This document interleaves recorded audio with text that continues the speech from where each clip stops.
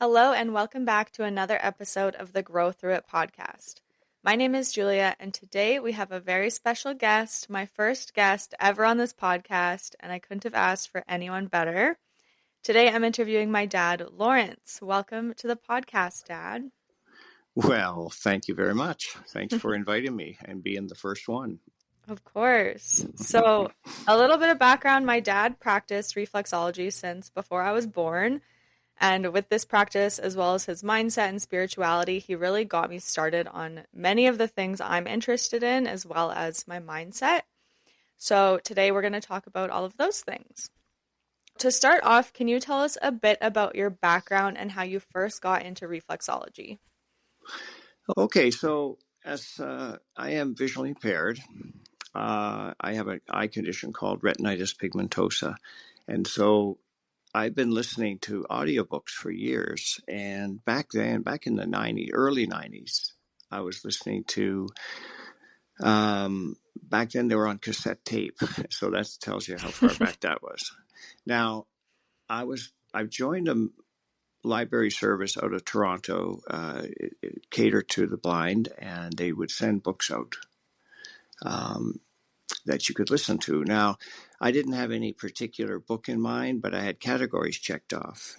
And one day I got a book in the mail on reflexology, and I didn't have anything else to listen to. And I thought, oh, this is interesting.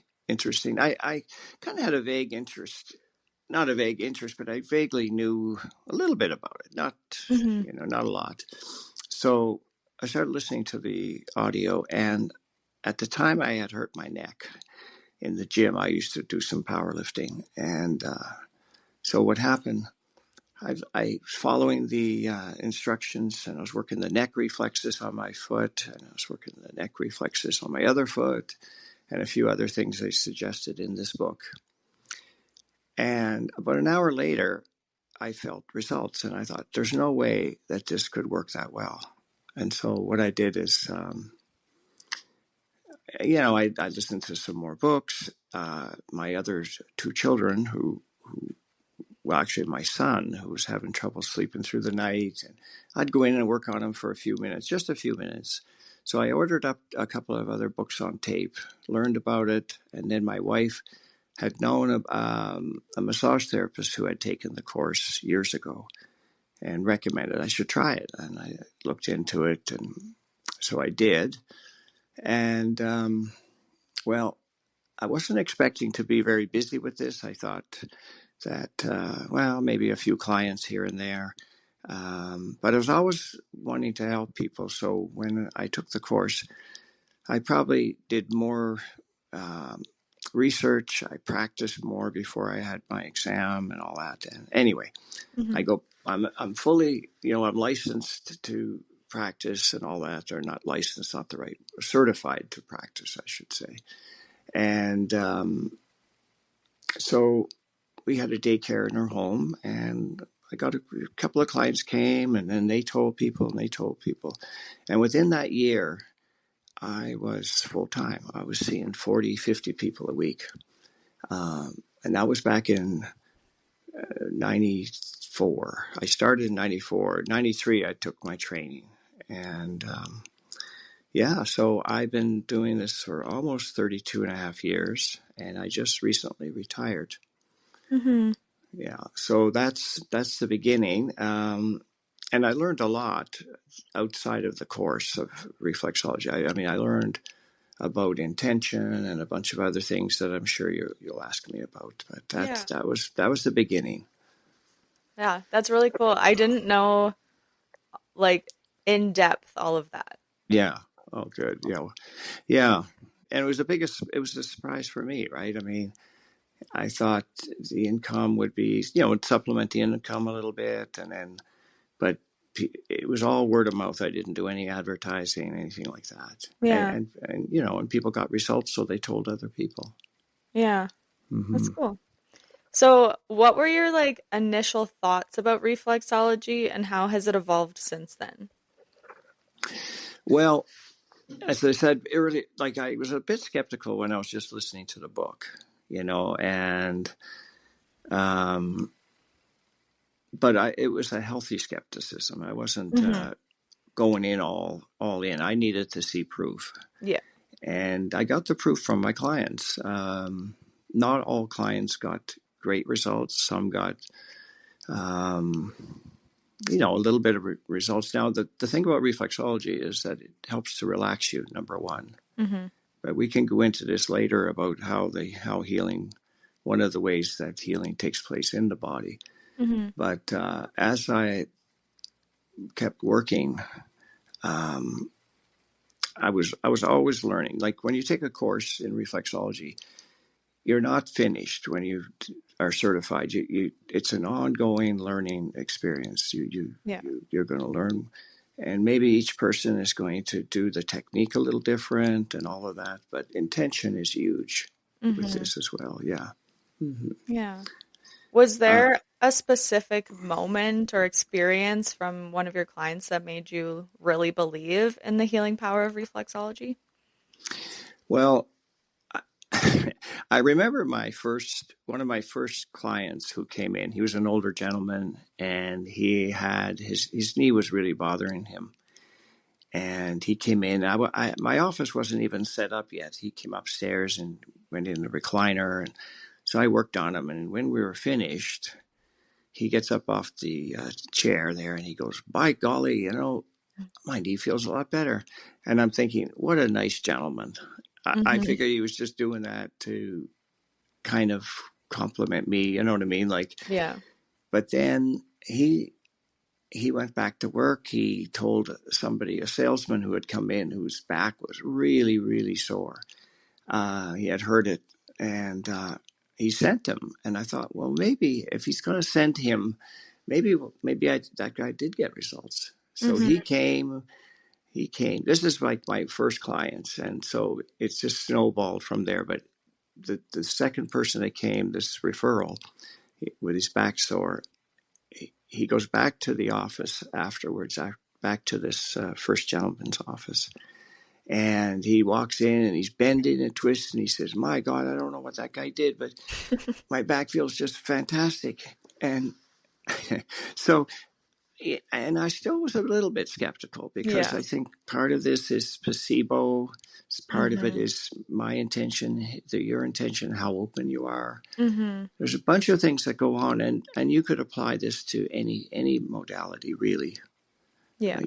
So yeah, so that was the very beginning, and it convinced me, but I also knew it wasn't going to work like this for every single person.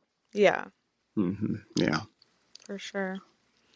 So, for the people that have no idea what reflexology is, because anytime anyone asked me what you did for a living and I said reflexology, a lot of Yeah. people didn't know what it Yeah. was.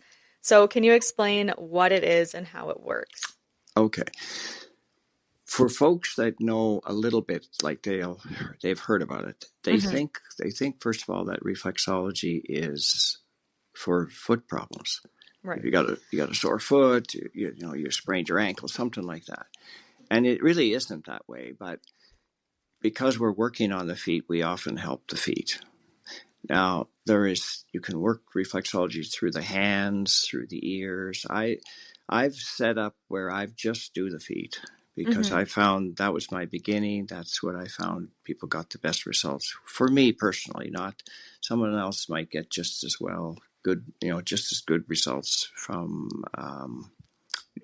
doing the hands as well. Yeah. But each reflexologist kind of finds their own way because I just want to say like it's not a cookie cutter kind of thing where Hmm. you do this, and this because there's intuition and you're asking a lot of questions because we're not allowed to diagnose or prescribe, but we Right. can suggest and we can say, well, if this was me, this is what I would do, that kind of thing. So um, yeah, it's a very individual. It's an art. I will say this right now in the theory of reflexology or the definition. I guess the definition, and I'll go into more of how it works.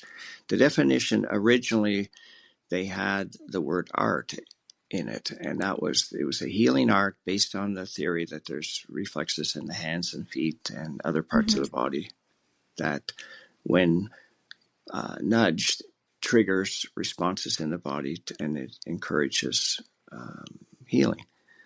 So it's a little different for everyone. But it's Mhm. not just for foot problems. No, not at all. It's for everything else, really. And I explain that when they come in. They'll say, "Yeah, I got a sore foot. I have plantar fasciitis. I got some ankle issue. I got this and that." And I always tell them right away that by working on your foot, I may help your foot, but we'll check everything else out too. Right. Through the body. Yeah, yeah.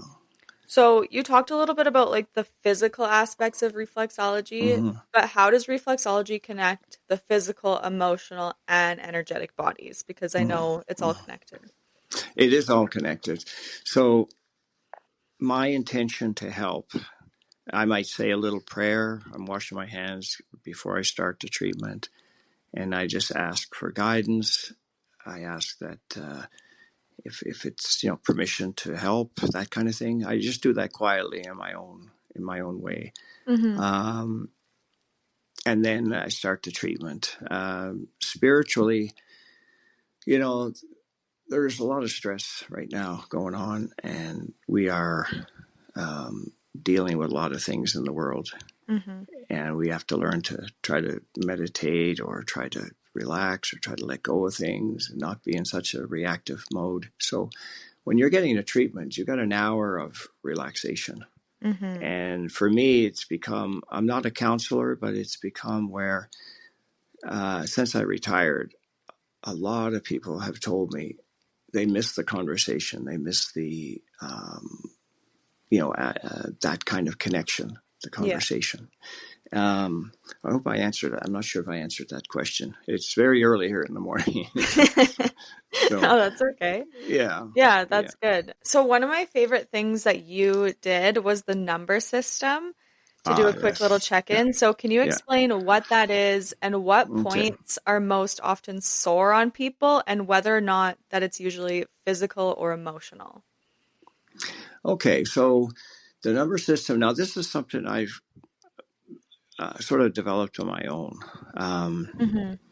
Now, for most people, now I'm blind, so a person can fill out a form and all of that, and a permission sheet to sign, that kind of thing. A lot of practitioners do that.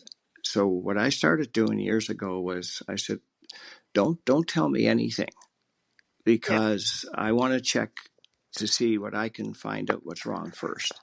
And what that does is it helps to validate reflexology. So if you're coming in Mm-hmm. for a reflexology treatment, if you're open to it, and if you've had results before, that's a big part of the results. Because I try not to take I don't want to take all the credit when somebody gets results. Mm-hmm. I want them to know that their intention, their belief, that kind of thing. So what I do, I there's a number system. I use 1 to 5. Massage therapists will do, a lot of them will do 1 to 10. Now I just use 1 to 5. So I said, okay, I'm going to press on some spots on your feet. I don't know how many, but it only takes about 4 or 5 minutes to do it. So I'll press and I'll say, out of 1 to 5, 5 is where you'd want to pull away. 5 is very tender. And 1, you can barely feel it. You're aware of it, but you barely feel it.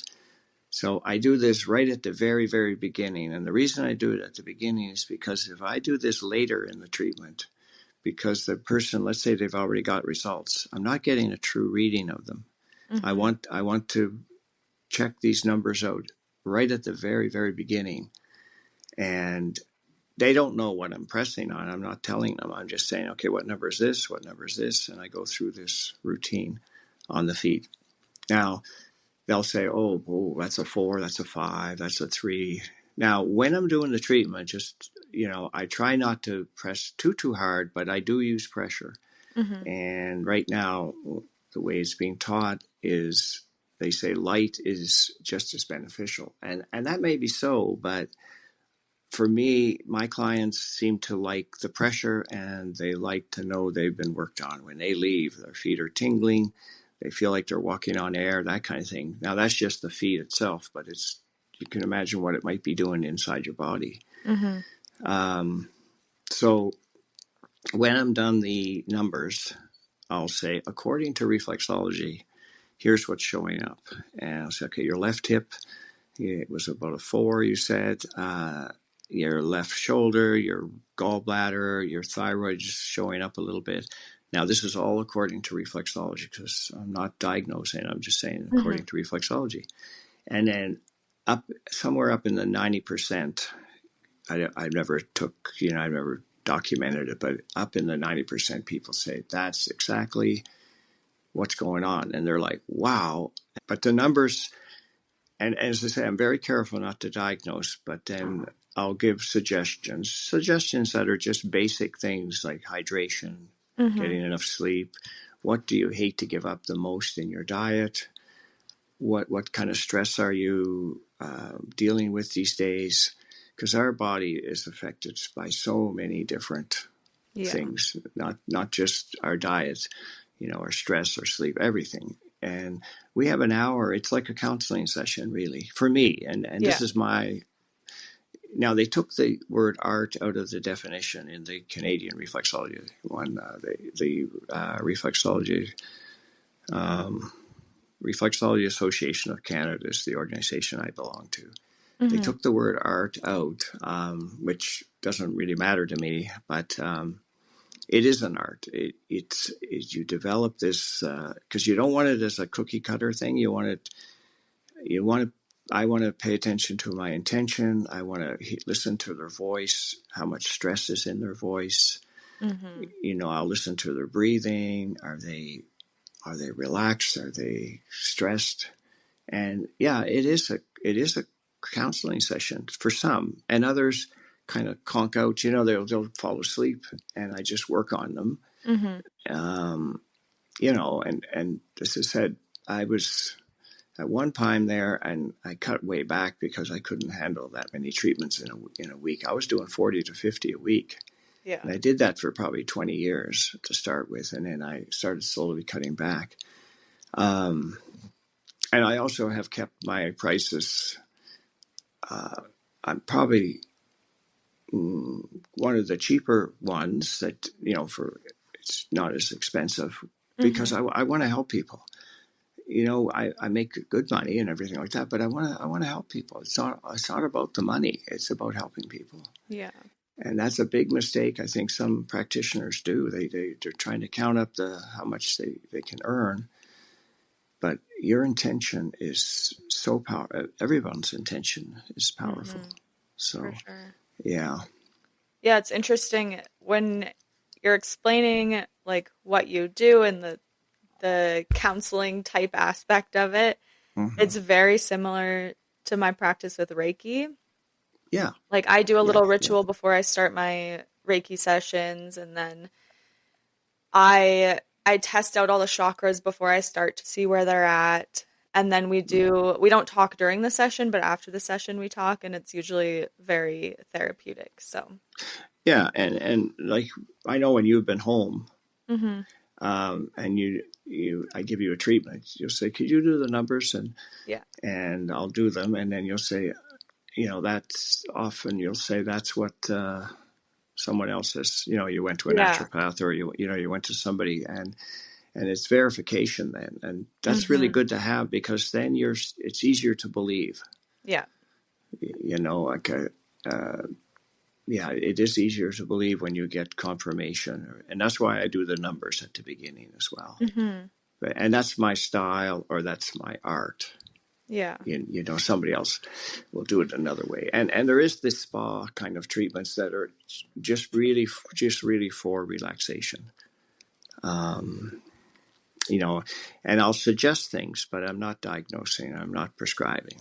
And because this is one other thing, I don't sell any products out of my office because I could be influenced then. If I got a case of, whatever acidophilus in the cupboard, and I think I better get rid of that, I might find a way to sell that person that. I stay away from that completely.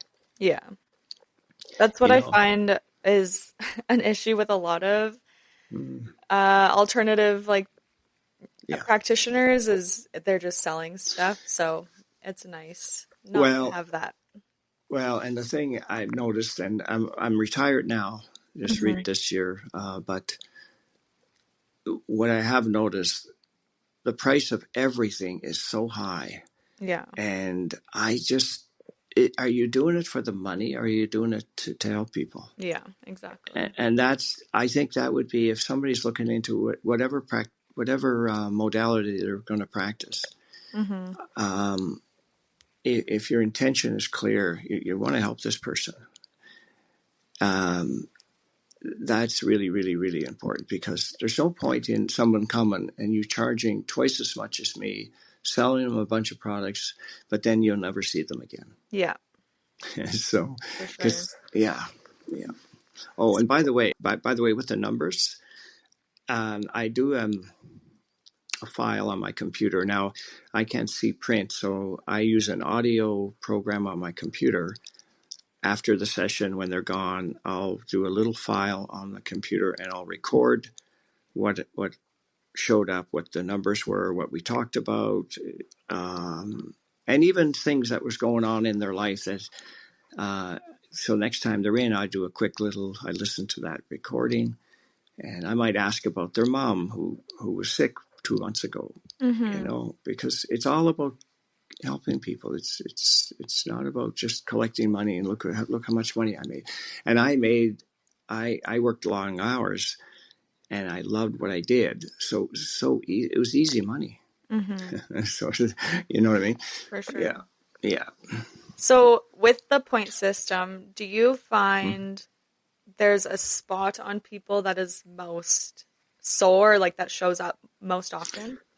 I would say neck and shoulders, Mm-hmm. lower back, probably the hips, and then digestion. Mm-hmm. Yeah, and I can also feel the tension in the feet. Mm-hmm. When I'm working on them, I can feel their foot tensing up, even if even if they're not aware of it. Yeah. So I would say digestion, lower back, neck, shoulders. A lot of that's stress related. A lot of it is poor diet. Yeah, yeah. So sometimes when you do the number system on me and something shows up, Mhm. you talk about how it might not be a physical thing, but something emotional. Can you Yeah. talk a little bit about that? Okay, so let's say the solar plexus diaphragm area is quite sore, Mm-hmm. and you're not experiencing necessarily any pain there. You don't have heartburn. You're not having any issues that you know of, but that area is very tender. So then I ask questions. So the numbers are there for me to ask questions. So if something is a 5 or a 4 or 5, I'll ask them, what are you doing about it? Like if their neck and shoulders are sore, I will ask them. They might need a new pillow. They might need that kind of Mm-hmm. whatever it is. They need more sleep. They need to. They're at the workplace. They're getting their neck and shoulders flared up. Poor diet, but then they start opening up because they're relaxed. It's sort of like the person on the couch with the counselor. They start feeling trusting in me and opening up, and then you start finding out things that are going on in their life, maybe the relationship with somebody. There are some stress that's going on, and it's going to show up lower back, thyroid, anywhere on the foot. Things can show up, but those ones I mentioned earlier, the diaphragm, solar plexus, Mm-hmm. that's your yeah. And I haven't learned really too much about the chakras, that kind of thing, but what I've done is a lot of practitioners will do 7 or 8 different modalities. Now that may work for them, but for me, I like to stick with one modality and Mm-hmm. tell and because I can't fix or I can't help everybody. I Yeah. mean, like so I say this is what I do, and if it's beneficial, and come back if you like, and I'm not trying to do some, yeah. And I know some people do that. It's that old thing, jack of all trades, master of none. Mm-hmm. And this is what's worked for me. And I've had a lot of suggestions from people who said, well, maybe you should do this and this and this. And I said, look, this is working for me. You can go to somebody who's really knowledgeable about Reiki or about some other modality. I'm not. I just do reflexology, and a lot of it is self-inflicted. What you hate to give up in your life, that kind of thing. So the emotional stuff, it's all stored in there. You bet. You Yeah. bet. Yeah. Yeah, And definitely. and I might tell them to maybe take a yoga class, do some meditation, give yourself permission to do things, Mm-hmm.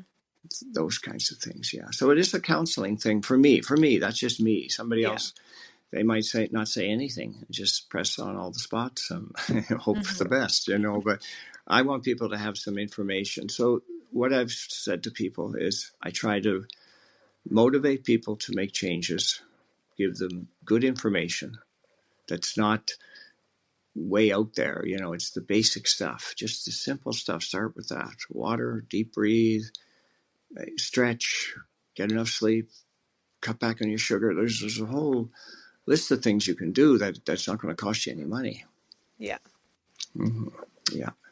So you talked a little bit about kind of your ritual before you start a session. Mm-hmm.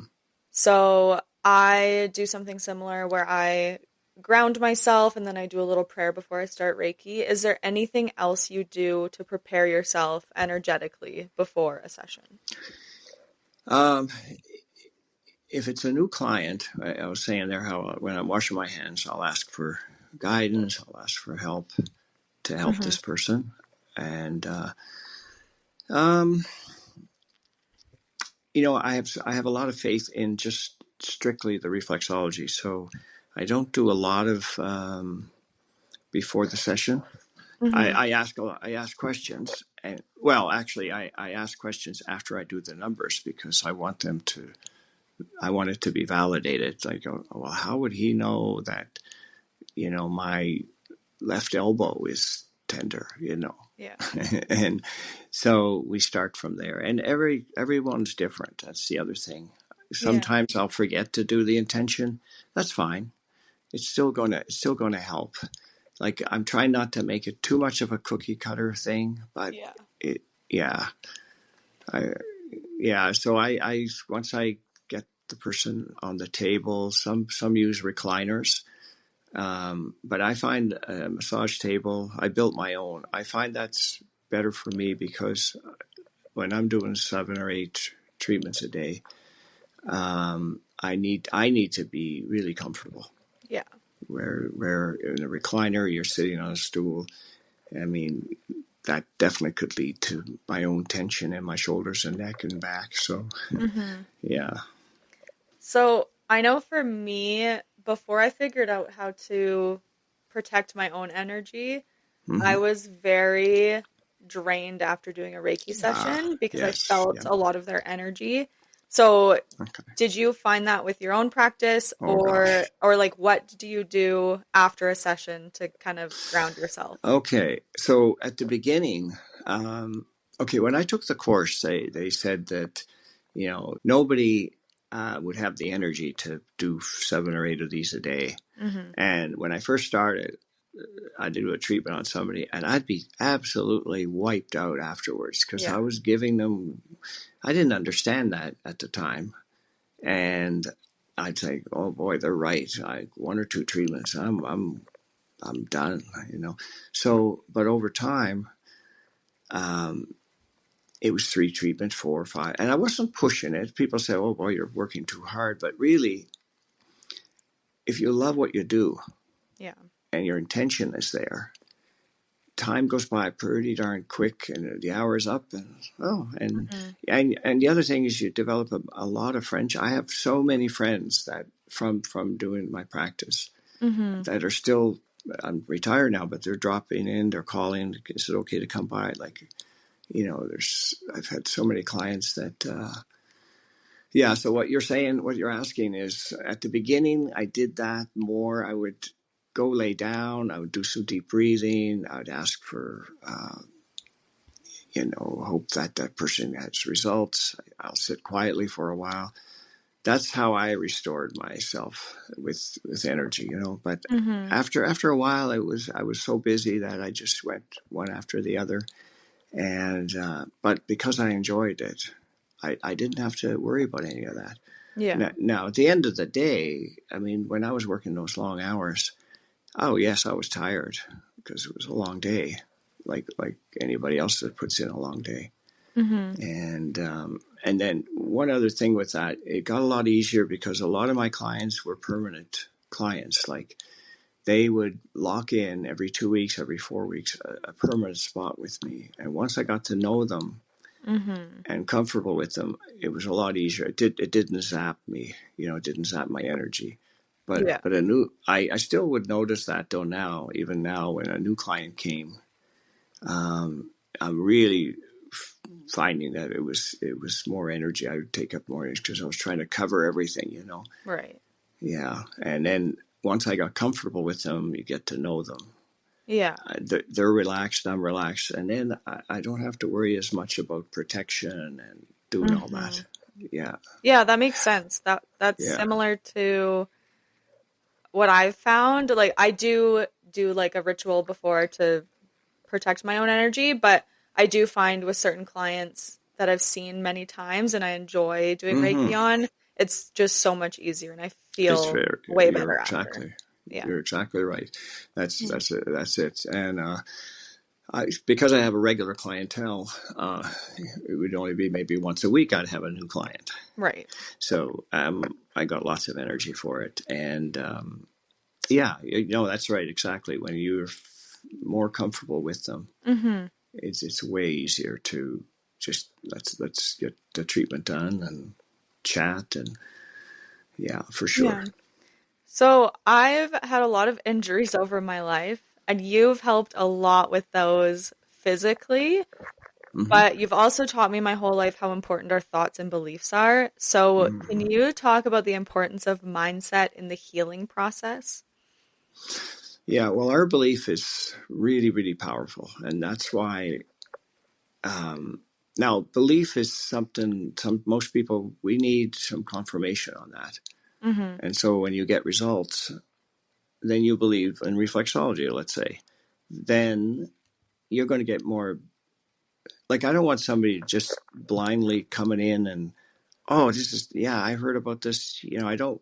I want everyone's different. Everyone is an individual, and I'll tell people, look, realistically, this isn't magic. This is I'm going to nudge your body to heal. I don't say it that way, but that's what I'm doing. I'm nudging your body to heal. If you can reduce your stress, stay hydrated, get enough rest, get rid of some of the baggage or whatever's going on in your life, that all contributes to healing. And so I'm not. Um, it's not magic, and it's really your ability to heal. It's not me healing you. It's your ability to heal, and I talk about that. I let people know that it's not me. It's you that's doing the healing. I'm nudging things to happen. I'm nudging, giving you a safe environment, and realistically, this is going to take a few weeks. This is going to take a while for you to get better. It's not an instant. I'm not a healer, and that's a lot of people call me a healer. They'll say, "Oh, you're a healer." Everybody's a healer these days, but actually, the individual is doing the healing, and they have to kind of give you permission to heal. They have to, just let their let their own body do the healing. But you got to have time. We're in such a hurry all the time. Everybody wants to get fixed right now, right? But in the healing, you want to learn too. You don't want to just have, okay, fix me up and then off you go, and you haven't learned anything from it. It's an ongoing learning thing. So Yeah. we have to be realistic here about our healing. Our body takes time to heal, and while we're healing, we should learn from it. Mm-hmm. Because if the problem is because we're abusing our body, or we're not getting enough sleep, or whatever it might be, we're not drinking enough water, we're eating too much sugar, whatever those things, so it's going to happen again if we don't learn. So healing doesn't just happen like instantly. If you learn from it, you have a better chance of that. That's a better kind of healing than just somebody, saying, go to somebody and then the next day you're 100%.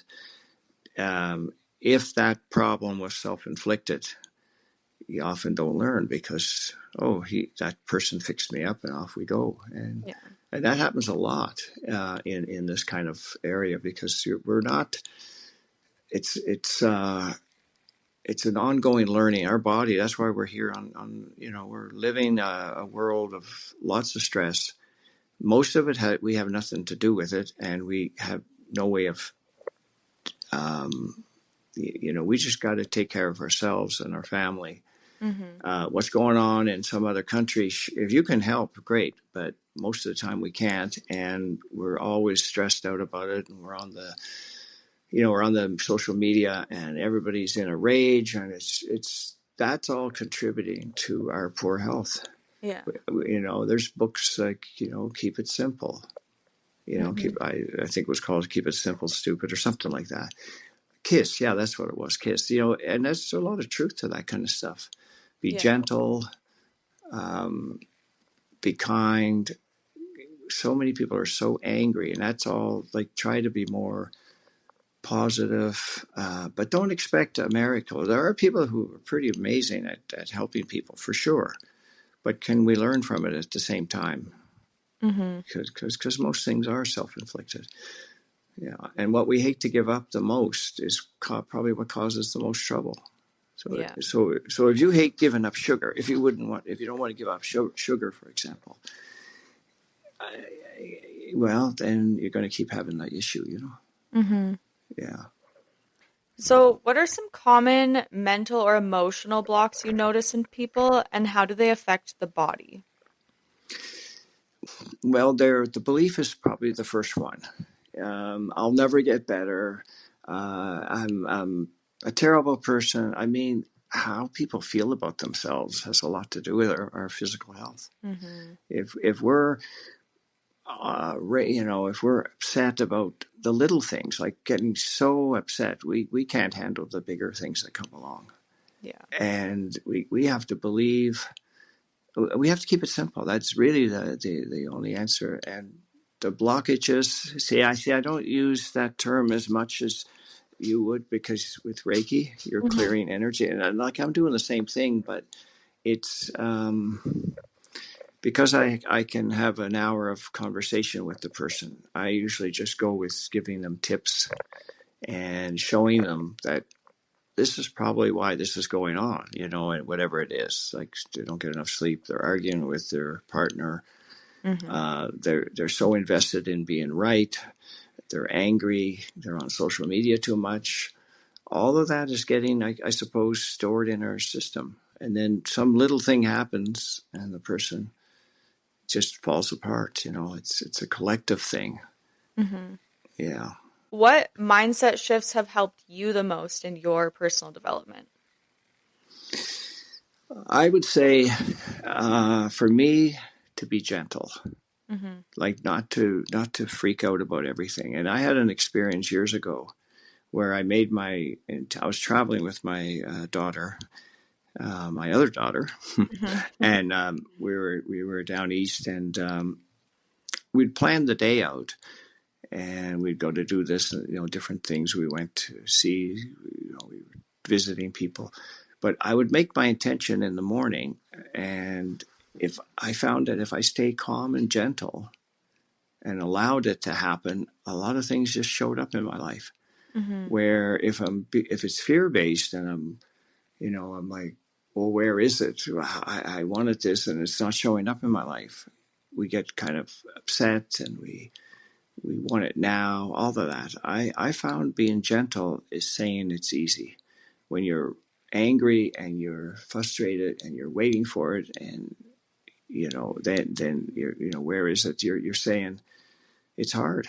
There's Mm-hmm. easy and hard. That's the two things I work with. So Yeah. I'd say just being gentle is to start with, calming down.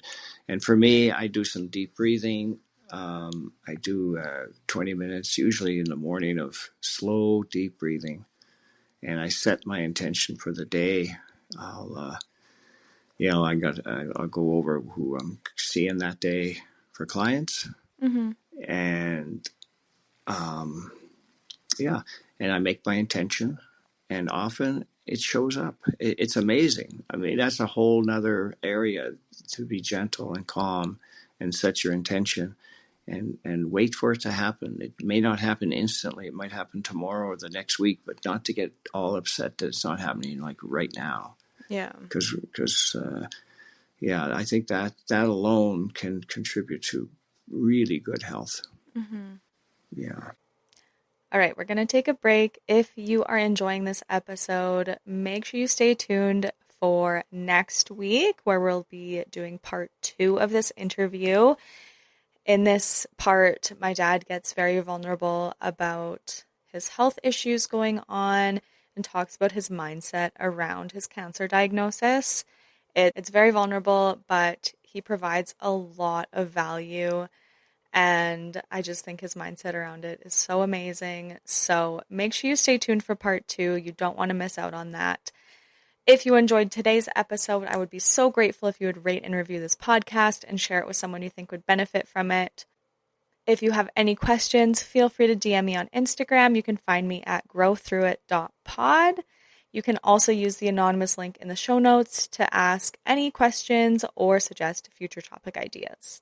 Thank you guys so much for listening today. This was so much fun. And remember that you are worthy. See you next time.